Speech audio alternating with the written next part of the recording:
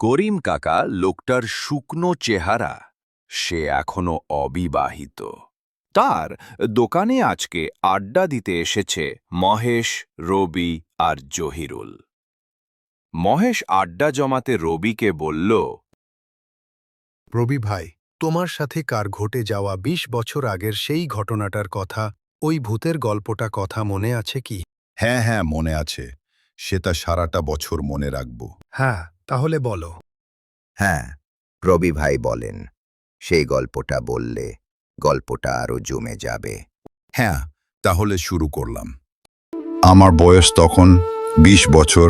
আমি একটা ফার্মাসির দোকান করতাম। আমি রাতে দোকান বন্ধ করে হেঁটেই আসতাম।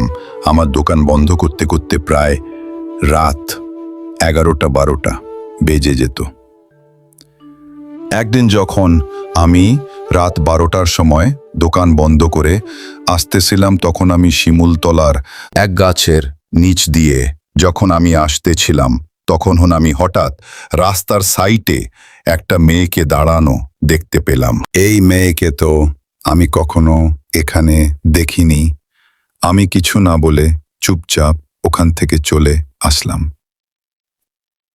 আমি যখন আজকেও সেখান দিয়ে আসতেছিলাম, তখন আমি আজকেও সেই মেয়েটাকে দেখতে পেলাম। আমাকে মেয়েটা ডাক দিয়ে বলল, এই যে শুনছেন? আমাকে বলছেন? হ্যাঁ, আপনাকে বলছি। হ্যাঁ, বলুন। আমাকে কি ওই চায়ের দোকান থেকে এক থালা লাড্ডু এনে দিতে পারবেন? আমি কিছু না বলে সেই দোকানে থেকে লাড্ডু আনতে গেলাম।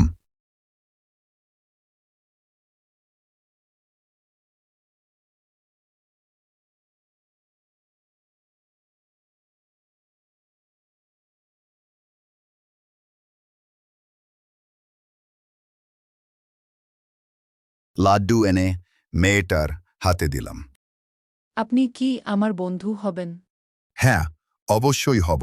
তারপর আমরা দুজনে গল্প করতে করতে প্রায় ২টা বেজে গিয়েছে। তারপর আমি মেয়েটাকে বললাম, তাহলে তুমি এখন থাকো, আমি যাই।